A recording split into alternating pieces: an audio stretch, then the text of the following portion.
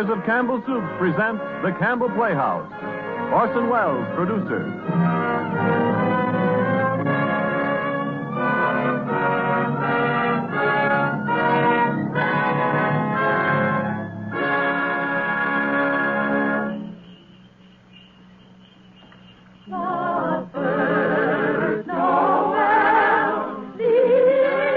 Good evening, this is Orson Welles.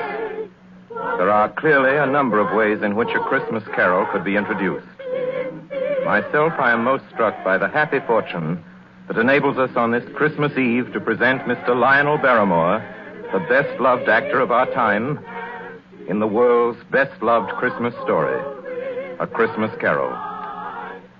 When Charles Dickens presented this little story to the world almost 100 years ago, it found an instant response in the hearts of people everywhere who saw in it their favorite fictional chronicle of what Christmas is and what Christmas means to all the simple people of the earth. From the day of its first printing, families have been innumerable in which there has remained unbroken the tradition that the reading of a Christmas carol was an item indispensable to a proper observance of the most important of days.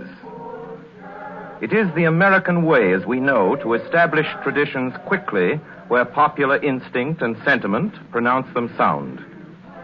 And so it is that today, actually only the 5th anniversary of Mr. Lionel Barrymore's first playing of the part of Ebenezer Scrooge for the Campbell Playhouse, there is, I think, in all America nothing more eagerly awaited, more firmly rooted in the hearts of the radio family that numbers millions than this yearly performance of A Christmas Carol. A Christmas Carol, as Charles Dickens wrote it, has by common consent long been a classic. Mr. Lionel Barrymore's appearance in it is rapidly becoming one. And now, just before A Christmas Carol, Ernest Chappell has a special Christmas greeting from the makers of Campbell Soups. Mr. Chappell? Thank you, Orson Welles. As the old year draws toward its close, we of Campbell's feel a bond of warmth and gratitude toward each of you, our friends. For you see, in homes everywhere throughout the land, Campbell's Soups have been welcome. Day by day and week by week, you have placed confidence in us and in the foods we make. And there isn't anything we appreciate more deeply than the fact that so many of you have elected to let Campbell's make your soups for you. And so when Christmas comes, we look about to find some way to show our appreciation, some Christmas present by which to say thank you. The gift we chose 5 Christmases ago and have chosen each year since has become a part of Christmas to many and many a family. It has become a Christmas custom, as Mr. Wells said, to gather round the radio to hear and to enjoy A Christmas Carol. And since it is Christmas Eve, we hope, too, that the younger members of the family are permitted to stay up and listen before dreams and visit of Santa. We get a great deal of pleasure planning and preparing this Christmas gift, and now it's ready. Off come the wrappings, off come the tags that say, please do not open till Christmas. Out comes the card. To you, from Campbell's. And here is the gift itself.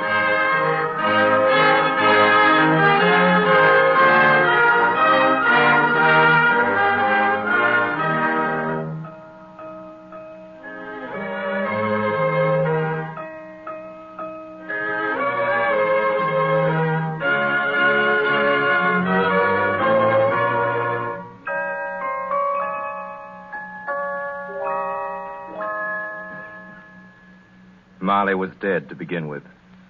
There's no doubt whatever about that. The register of his burial was signed by the clergyman, the clerk, the undertaker, and the chief mourner. Scrooge signed it.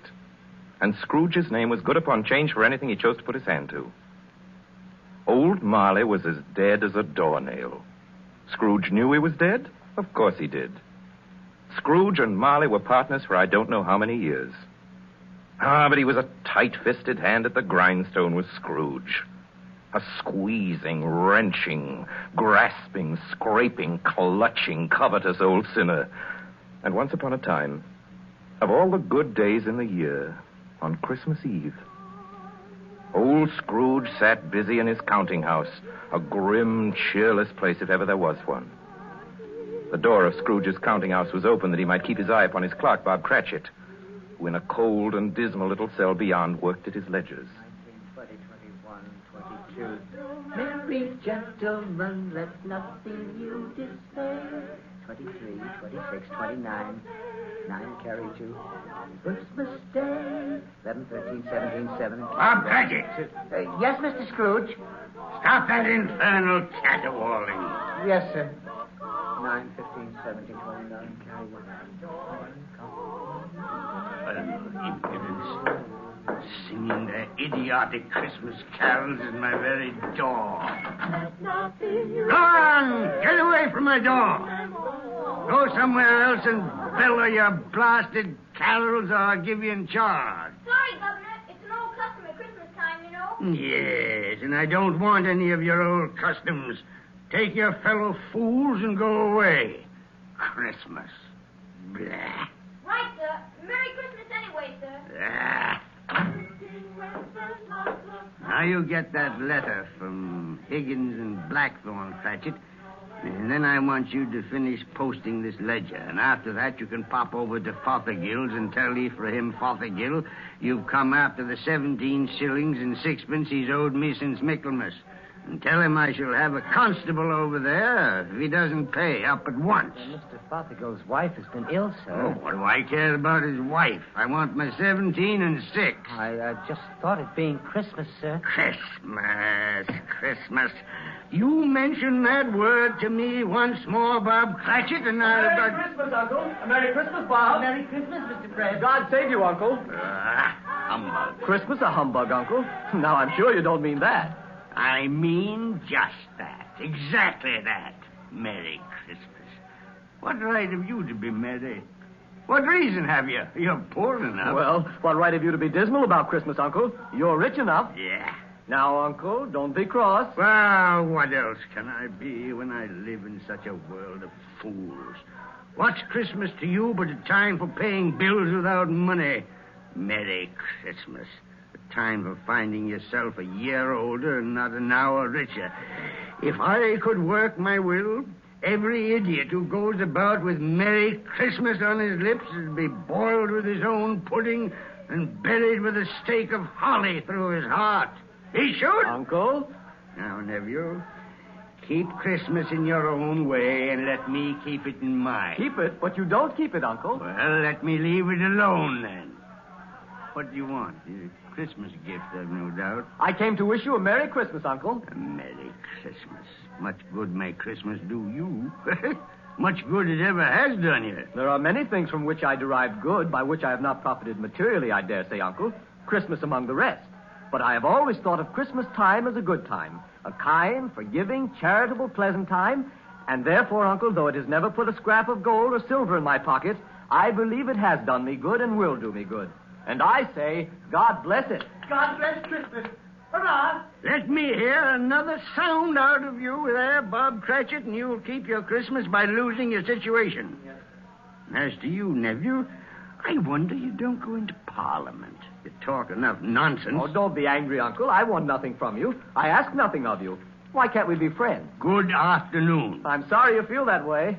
Well, I've tried. A Merry Christmas to you, Uncle. Good afternoon. And a Happy New Year, too. Humbug. And a Merry Christmas to you, Bob, and the missus, and to Tiny Tim. Thank you, Mr. Craig. Same to you, sir. Good day, sir. Good day, Bob. Nonsense. Twaddle. Flummery. The talking of Christmas and not 2 sixpences to jingle together in his trousers pocket. Hey, you there, Bob Cratchit. Come here. What are you doing there? I was only putting a bit more coal in the fire, Mr. Scrooge, seeing it's so cold in there, sir. You put that coal back into the scuttle. A fire. A fire, indeed. I can tell you, if you use coal at that rate, you and I will soon be parting company, Bob Cratchit. You understand that?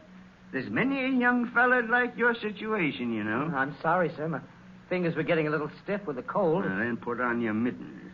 There's someone at the door. Go on, see who it is. Yes, sir. Good afternoon, sir. Good afternoon. This is the firm of Scrooge and Marley. Yes, sir. I should like to see the head of the firm, if I may. Oh, very good, sir. What is it? A gentleman to see you, Mr. Scrooge. Huh? Have I the pleasure of addressing Mr. Scrooge or Mr. Marley? Marley's been dead these 7 years tonight. I'm Scrooge. Well, now, Mr. Scrooge, at this season of the year, it's only fitting that we who are more fortunate should raise a fund to buy the poor some meat and drink and means of warmth. You may not believe it, sir, but many thousands are now in want of common necessities. And hundreds of thousands are in want of the simplest comforts. Are there no prisons? Well, there are plenty of prisons, sir. And the workhouses? They're still in operation, I trust? I wish I could say they are not, but they are, sir. The treadmill and the poor law are in full vigor, then? Both very busy, sir. I'm glad to hear that.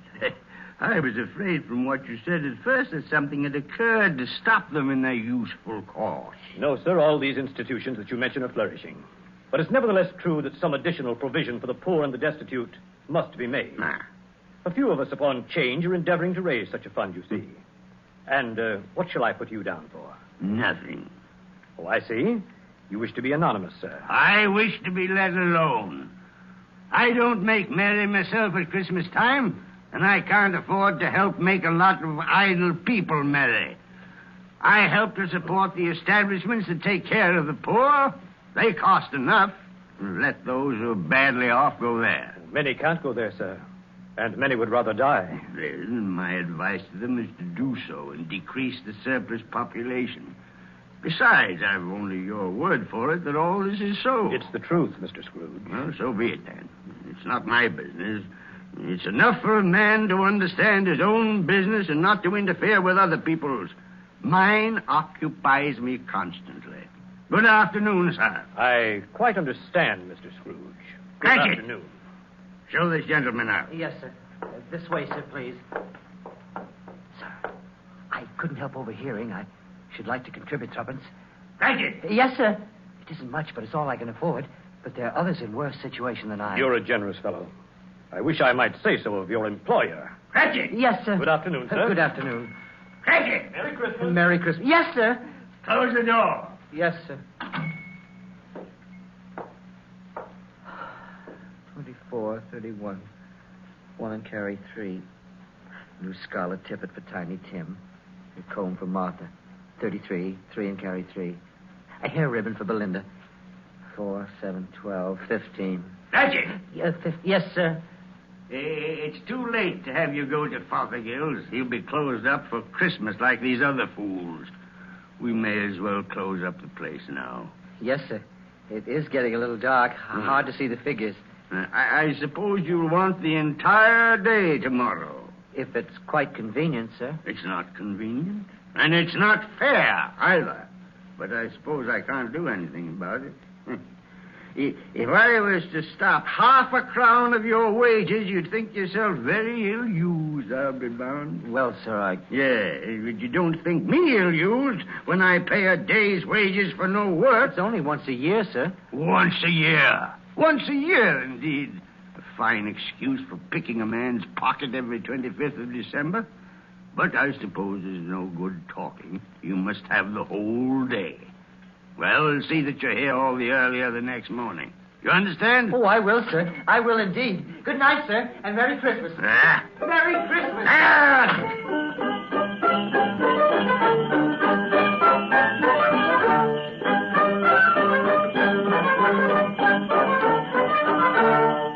The office was closed in a twinkling, and Bob Cratchit, with the long ends of his white comforter dangling below his waist, for he boasted no greatcoat, went down a slide on Cornhill 20 times in honor of its being Christmas Eve, and then ran home to Camden Town as hard as he could pelt to play with his family at Blind Man's Buff.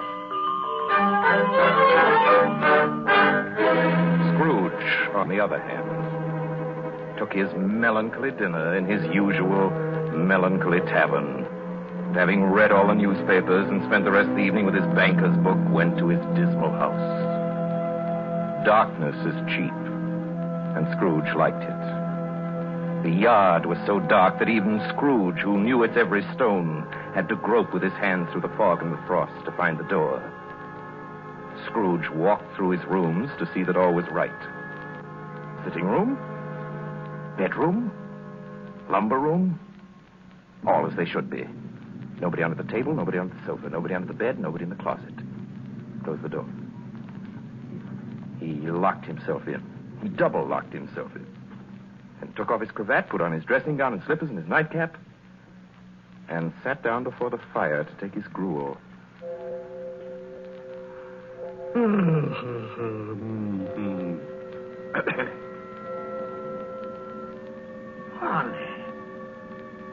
Marley?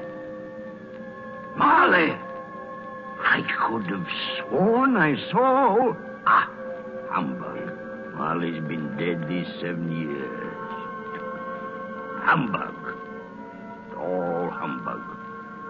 What I need is a good night... What's that? Someone's in the wings. But the door's locked and double locked. Something's... It's coming.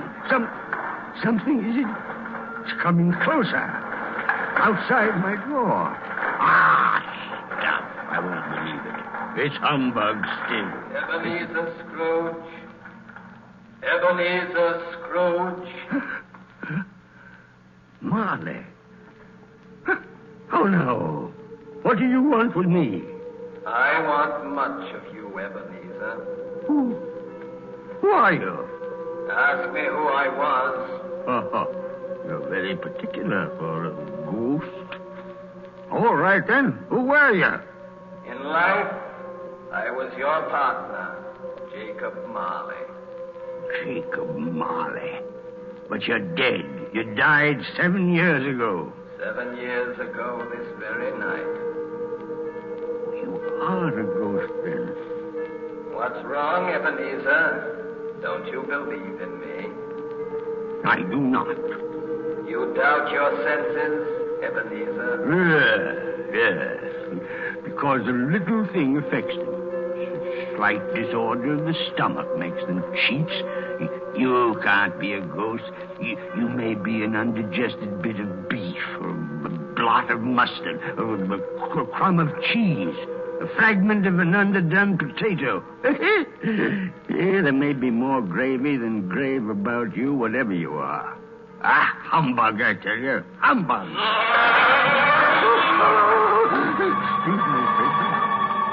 Excuse me. I do believe in you. You are a ghost, Jacob. Thank you. But why do you walk the earth, Jacob? Why do you come to me? It is required of every man that the spirit within him should walk abroad among his fellow men and travel far and wide to witness what it cannot share, but might have shared on earth and turn to happiness. Well, tell me, Jacob, what is that chain you wear around you? I wear the chain I forged in life. I made it link by link and yard by yard by my own free will. Is its pattern strange to you, Ebenezer? Cash boxes, keys, and padlocks, and ledgers, and purses. Yours was as heavy and as long as this 7 years ago. You have labored on it since, Ebenezer. Oh, Jacob. Speak comfort to me, Jacob. Comfort I have none to give. I cannot rest. I cannot stay. I cannot linger. Weary journeys lie before me. You travel far? Yes, Ebenezer. On the wings of the wind. 7 years dead and traveling all the time? 7 years, Ebenezer. 7 years of remorse. Ebenezer, do you know that no space of regret can make amends for one life's opportunities misused? But you were always a good man of business, Jacob? Business?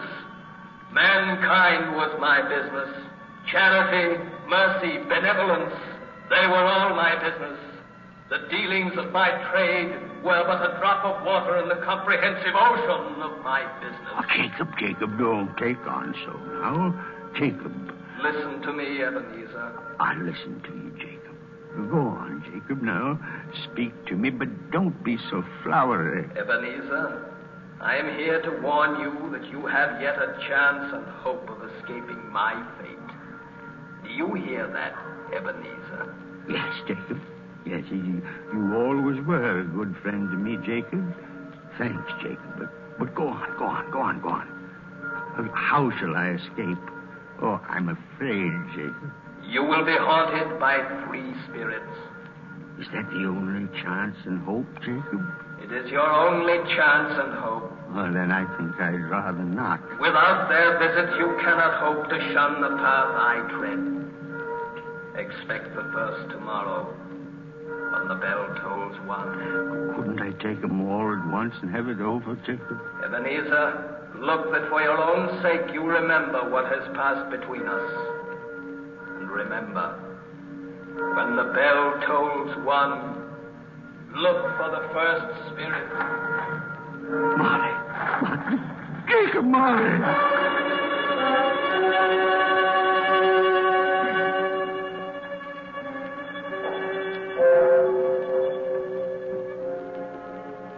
Scrooge awoke. He was lying on his bed fully dressed. Suddenly the curtains of his bed were drawn aside, and Scrooge found himself face to face with the unearthly visitor who drew them as close to it as I am now to you. And I am standing in the spirit at your elbow. It was a strange figure, like a child, yet not so like a child as like an old man. Its hair, which hung about its neck and down its back, was white as if with age. And yet the face had not a wrinkle in it, and the tenderest bloom was on the skin. The arms were long and muscular, the hands the same, as if its hold were of uncommon strength. Ebenezer Scrooge. Who's that?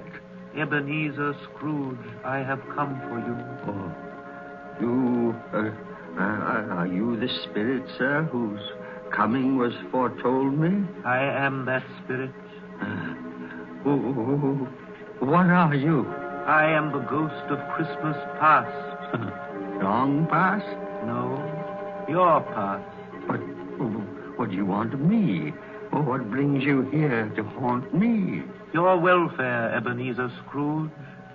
Rise and walk with me. Oh, no, not out of the window. I can't do that. I'll fall down.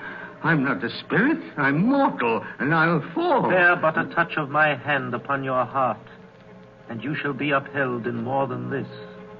Come, follow me.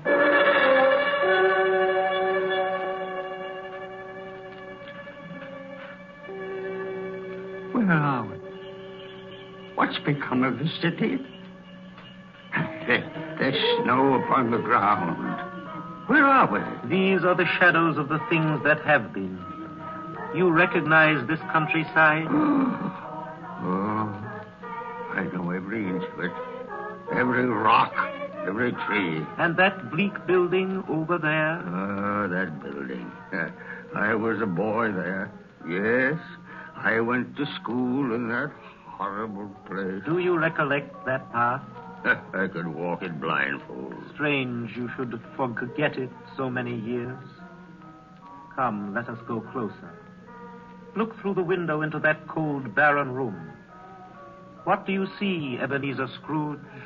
I see a boy. A solitary child, neglected by his family, alone. Yes, I see. I know that boy. I was so lonely. Poor boy. Your lip is trembling, Scrooge. And what is that on your cheek? It's nothing. Nothing at all. I wish it was too late now. What's the matter? Nothing. The waits came to my door singing Christmas carols last night, and there was a boy like that among them. A poor, pale, thin little boy in a ragged coat. I should like to have given him something, that's all. Is that all? Come, Ebenezer Scrooge. Let us see another Christmas.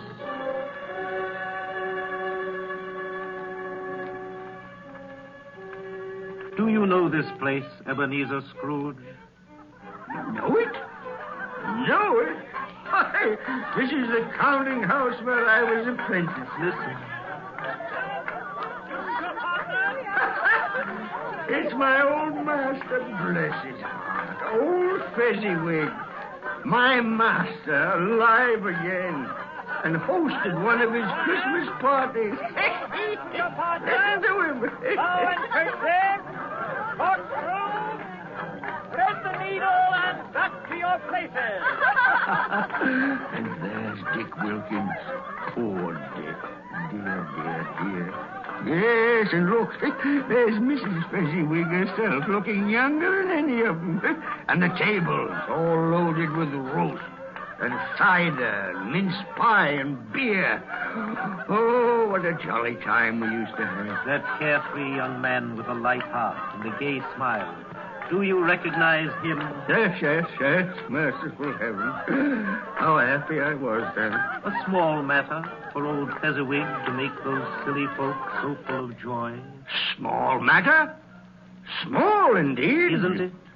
He has spent only a few pounds of your mortal money. Is that so much that he deserves praise? It's not that, Spirit.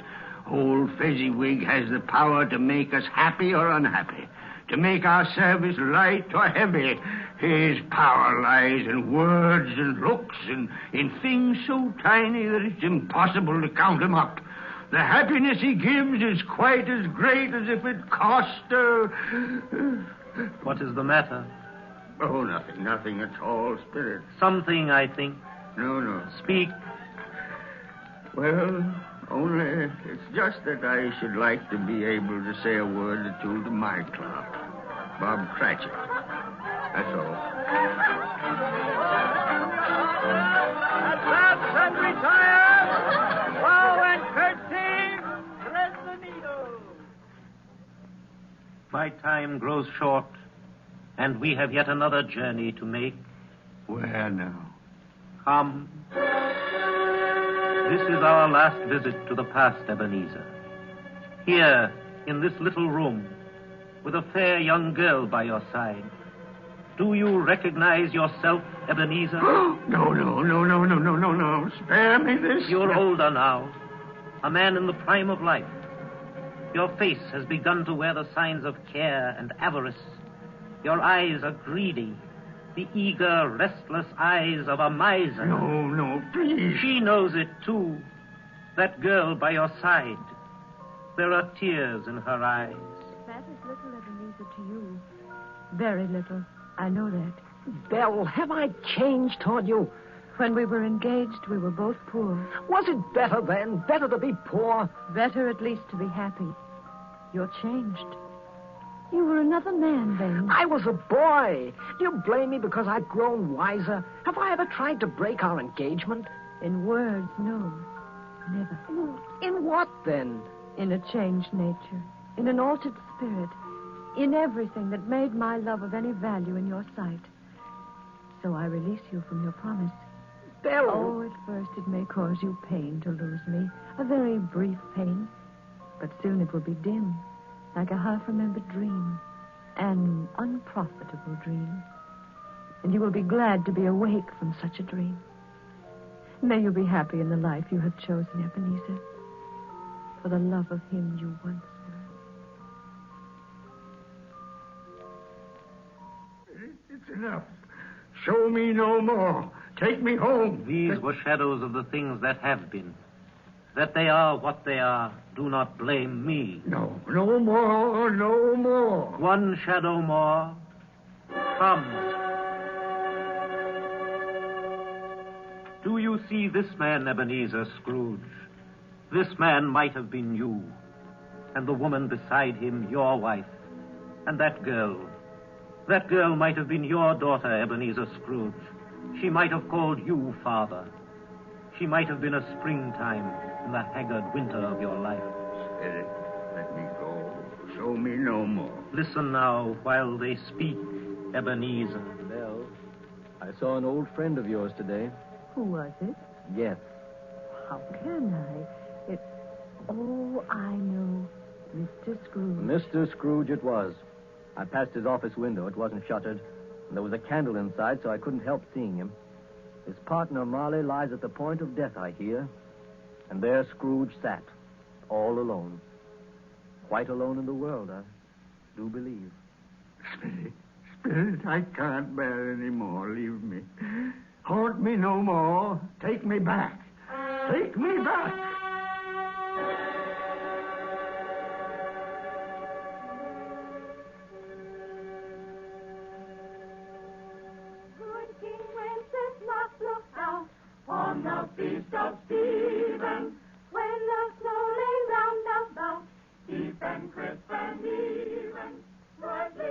are listening to the Campbell Playhouse, bringing you tonight the 5th annual presentation of Charles Dickens' A Christmas Carol, produced by Orson Welles and starring Lionel Barrymore as Scrooge.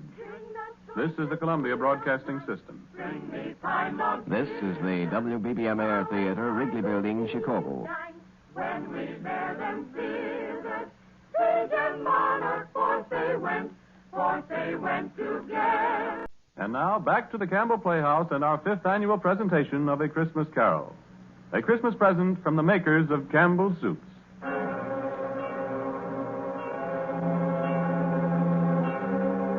On the stroke of 1, Scrooge awakened suddenly and sat him bolt upright in his own bed.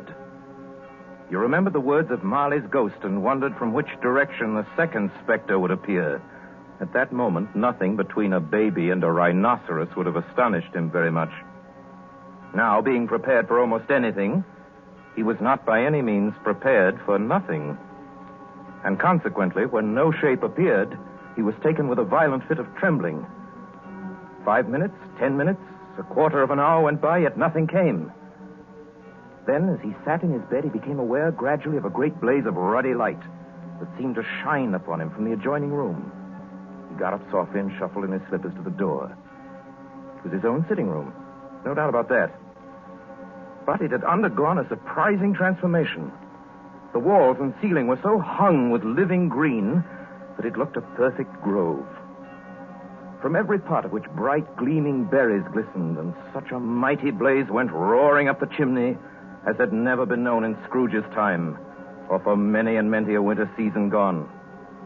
Heaped up on the floor to form a kind of throne were turkeys, geese, game, poultries, great joints of meat, sucking pigs, long wreaths of sausages, mince pies, plum puddings, barrels of oysters, red-hot chestnuts, and seething bowls of punch that made the chamber dim with their delicious steam. In easy state upon this couch, there sat a jolly giant, glorious to see, who bore a glowing torch in shape not unlike Prentice horn, and held it up, high up to shed its light on Scrooge as he came peeping round the door. Come in, Ebenezer Scrooge, and know me better, man. You? I am the ghost of Christmas present. Look upon me. You've never seen the like of me before. You're different from the other spirit. You're tall, almost a giant. That great torch you carry. Its light falls into the homes of rich and poor alike. Spirit, take me where you will. Last time I went against my will and learned a lesson which is working now. If you have anything to teach me, let me profit by it. Touch my robe, Ebenezer Scrooge. Touch my robe. You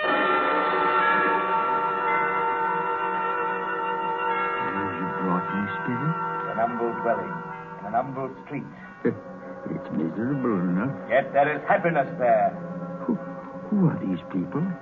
Who's that woman and the children? These are the family of your clerk, Bob Cratchit.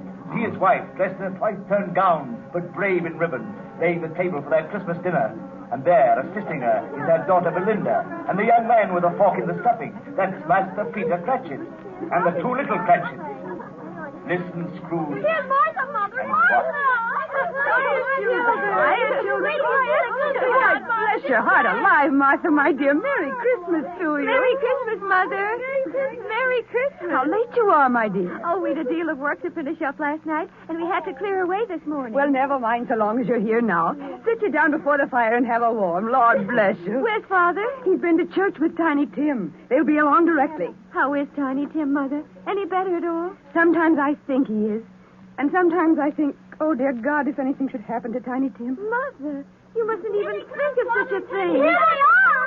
Tiny Tim. Merry Christmas, everybody. Martha, welcome, my dear. Merry Christmas, Father. And Tim. Come here, Merry Tim. Christmas, Martha. Oh, Tim, you darling. Let me take you. Oh, Father, I'm so glad to be home. And we're so glad to have you, Martha. And how did little Tim behave in church, Bob? Oh, as good as gold and better. Oh, I like church, Mother. Oh, they sang the nicest songs. I hope people saw me there. Saw you there? And why, Tim? Well, don't you see? Because I'm lame. And if they saw my crutch, it might be pleasant for them to remember on Christmas who it was made lame beggars walk and blind men see. Oh, bless you, my son. Are we ready to eat, Mother? Come on, let's eat. Yes, children, we're all ready. Come, take your places now. And I'll wait your turn. There's plenty of stuffing and dressing and plum pudding for all of you. Martha, you take care of Tiny Tim and see that he eats plenty. He must get strong and well. Now, sit down, everyone. And now, my dears, shall we say grace? Spirit, Our Father who art in tell me if Tiny Tim will live. I see a vacant seat in the poor chimney corner, and a crutch without an owner carefully preserved. Oh, no, kind spirit. Say he'll be spared. Say he'll live. If these shadows remain unaltered by the future Ebenezer, the child will die. And now, my dears, with such a dinner, a toast. A Merry Christmas to us all, and God bless us. God bless us, everyone. And now to Mr. Scrooge. I'll give you a toast to Mr. Scrooge, the founder of the feast.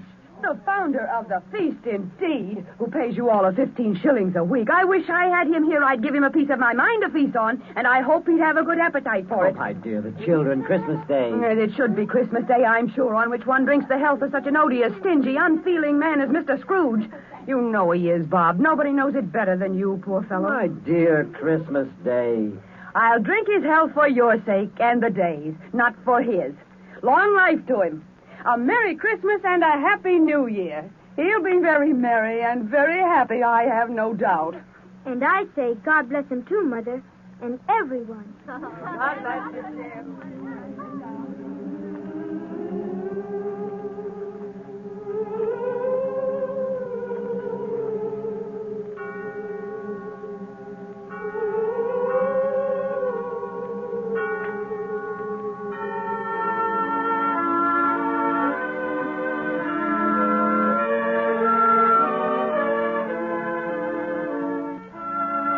There was nothing of high mark in all this.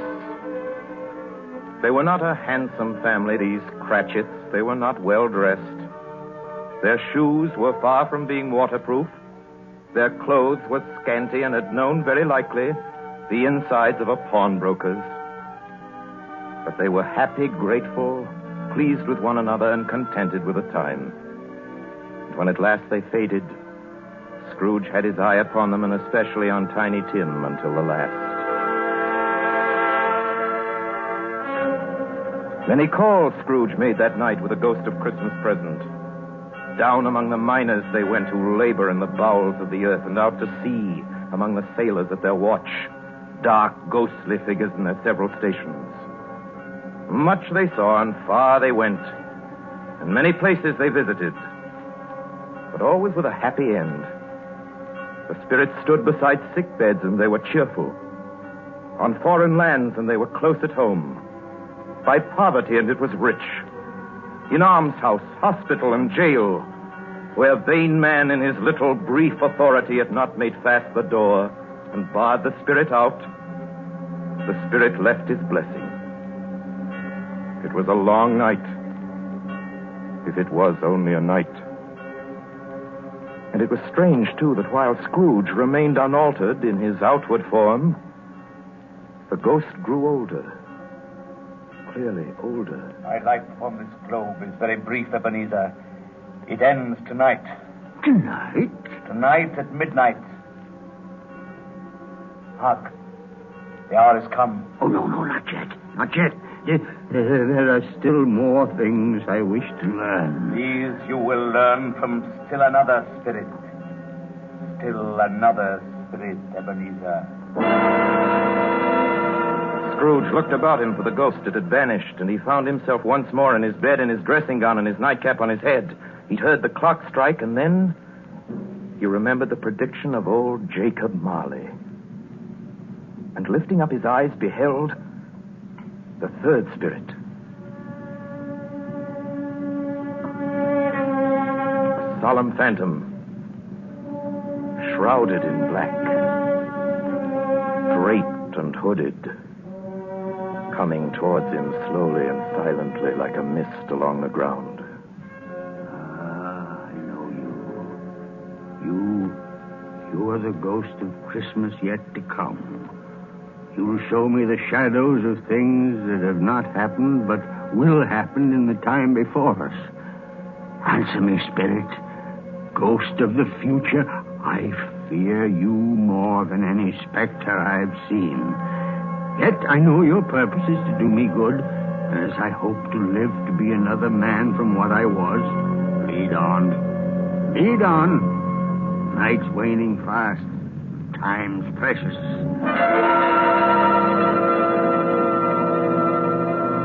Spirit, why have you brought me here again? Here to Bob Cratchit's home? But it's not the same. Why is it so quiet? So very quiet here. Mother. Mother, please. Oh, my son. My little son. Tiny Tim. I loved him so. Oh, Mother dear, you mustn't. It's almost time for Father to be home. Don't let him see you crying. Yes. Yes, Martha. He's late tonight. He walks slower than he used to. And yet I've known him to walk very fast indeed with Tiny Tim on his shoulders. So have I, Mother. But he was light to carry. And his father loved him so that it was no trouble. No trouble at all. Bob. Good evening, my dear. You're late, Bob. Yes, I'm sorry, my dear. I went to the churchyard today. I wish you could have gone with me. It would have done your heart good to see how sweet and green a place it is. But you'll see it often, I promised him. Yes, I promised Tiny Tim we'd walk there on a Sunday. Father, dear. It's God's will, Bob. I'm trying to understand it, my dear. My son, my little son, Tiny Tim. And I loved him so. Oh, that's cruel. Cruel. Spirit, can't you give me one ray of hope that I may change all that Tiny Tim may live?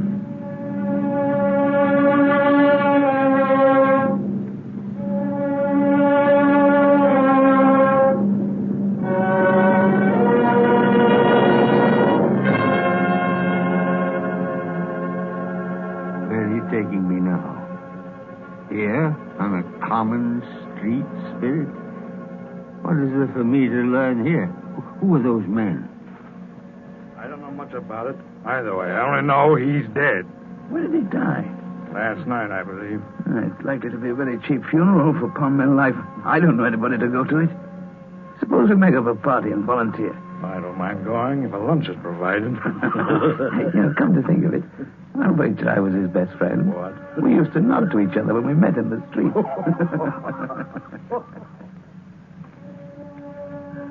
Spirit, tell me, who is this man that died? Is there no one to mourn the poor creature? No one to follow him to the grave? Perhaps they'll give him a green grave at least, like poor Tiny Tim. Perhaps... Spirit, where are we now? Merciful heaven, a churchyard. Overrun by grass and weeds, choked with too much burying, desolate, lonely, crumbling gravestones. Spirit, before I draw nearer to that gravestone, answer me one question. Are these shadows of things that will be, or are they shadows of things that may be only? Huh? Will you not speak to me, Spirit? What is that grave to which you point?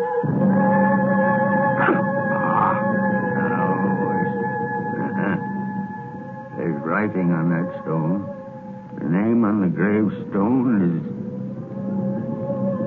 Ebenezer Scrooge. Ebenezer Scrooge? Oh, no, Spirit, no. Hear me. I'm not the man I was. Why show me this if I'm past all hope? Tell me that I can change these dreadful shadows you've shown me by an altered life.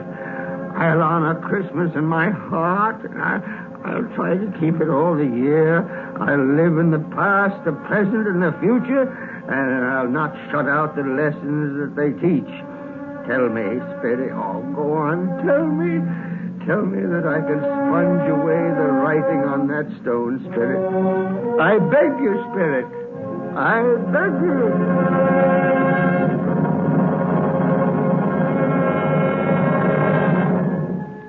Spirit, I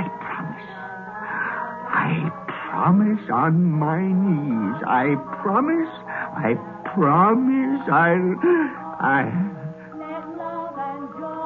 Boy, what's this?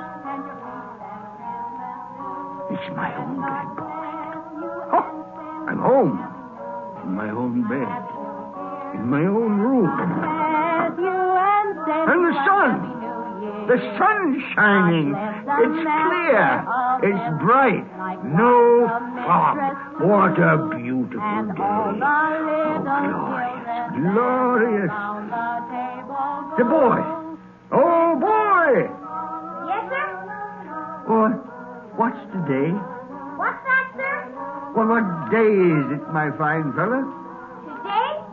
Why, it's Christmas Day. Ha-ha! Christmas Day! Then I haven't missed it. The spirits have done it all in one night.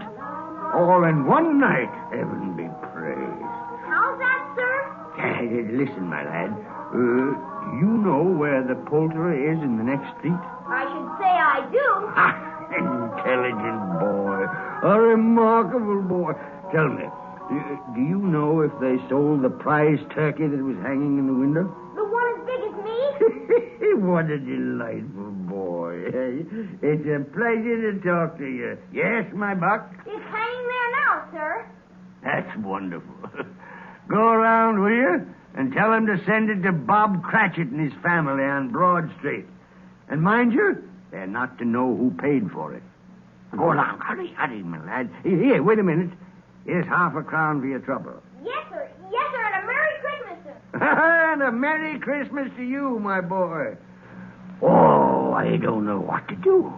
I'm as light as a feather, as happy as an angel. I'm as merry as a schoolboy. Merry Christmas! A Merry Christmas to everybody. A Happy New Year to all the world. Woo!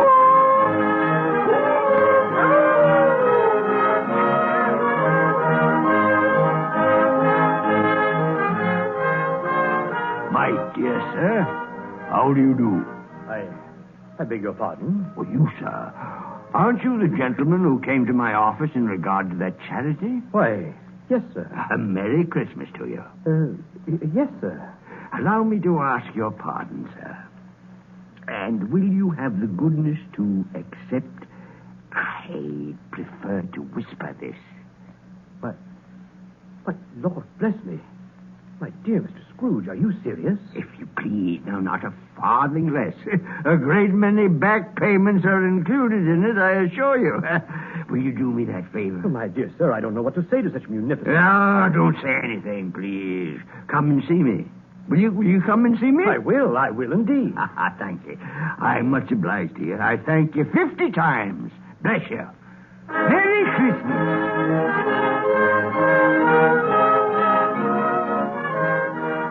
Next morning, Scrooge was early at his office. He went early for a reason. If he could only be there first and catch Bob Cratchit coming late. That was the thing he'd set his heart upon. And he did it. Yes, he did. The clock struck 9. No Bob. 1:15, no Bob. Scrooge sat with his door wide open that he might see him come in. At last he came. His hat was off before he opened the door. His comforter, too. He's on his stool in a jiffy, driving away with his pen as if he were trying to overtake 9 o'clock. 15 at 21, 6 and carry the 1 and 24 and carry the 2, 31 and 8 and 9. Hello, you, Cratchit. Yes, sir. Step this way, Cratchit, if you please. Cratchit, what do you mean by coming in at this time of day? Well, I'm very sorry, sir. I am behind my time. You are. Yes. I think you are. Oh, it's only once a year, Mr. Scrooge. It shall not be repeated. I was making rather merry yesterday, sir. I'll tell you what, my friend. I'll not stand this sort of thing any longer. And therefore, Bob Cratchit, I'm about to raise your salary. Mr. Scrooge, are you quite yourself, sir? No. No, thank heaven, I'm not quite myself. Merry Christmas, Bob. Merry Christmas, my good fellow. A merrier Christmas than I've given you in many a year. I shall raise your salary, and we'll see what we can do for Tiny Tim and the rest of your family. Huh? We'll discuss it this very afternoon over a Christmas bowl of smoking bishop. Bob, make up a fire. Make it up and buy another coal scuttle before you dot another I, Bob Cratchit.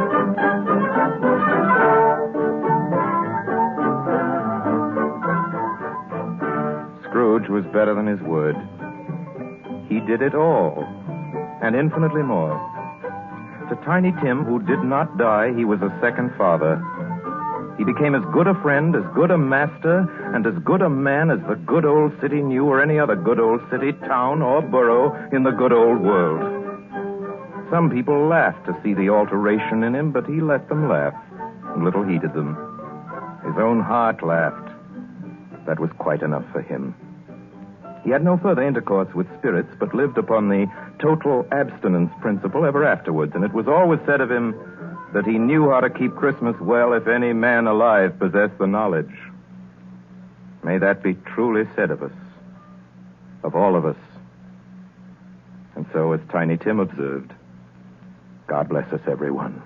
Joy to the world, the Lord is come. Let earth receive her King. Let every heart prepare his room. And heaven take her name. And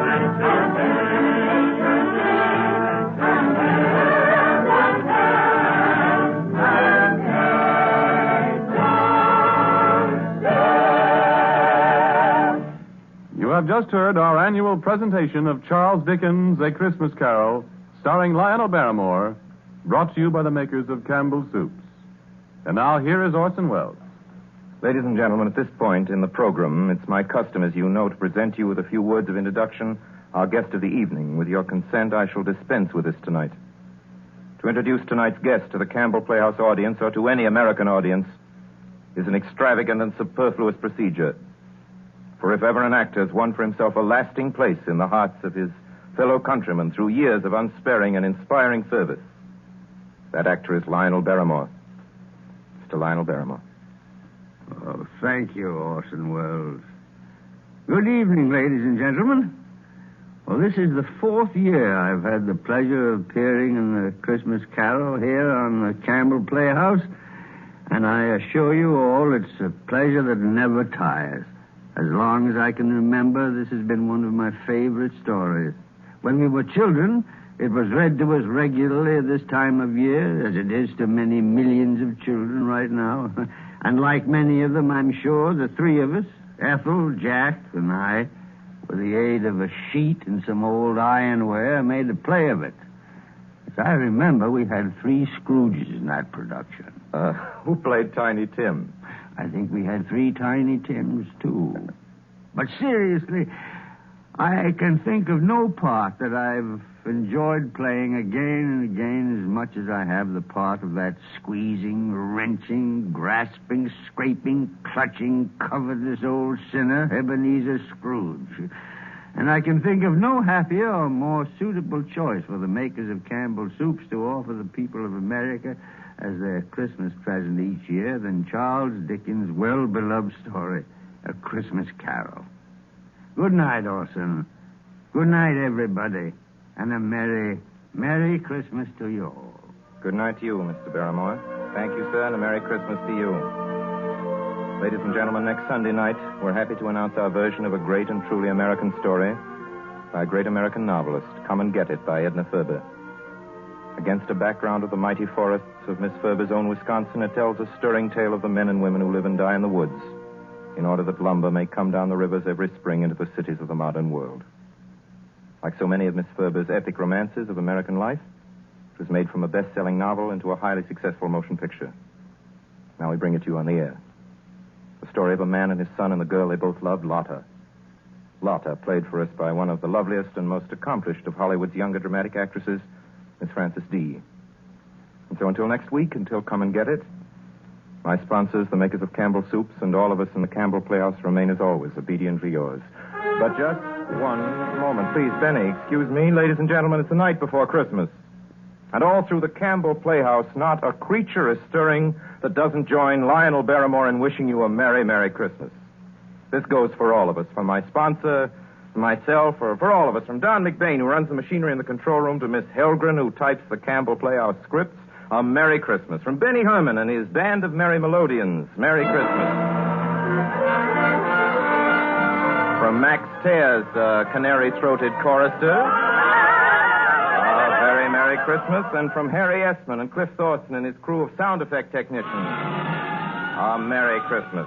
And from Orson Welles and his considerable aggregation of dramatic talent, who include, among others, Mr. Everett Sloane, Mr. Frank Reddick, Mr. Erskine Sanford, Mr. George Coulouris, Mr. Ray Collins, Miss Georgia Backus, Miss B. Benaderet, and many, many others, a Merry Christmas. How about it, everybody? A Merry Christmas. That's right. And now, as Tiny Tim says, God bless us, everyone.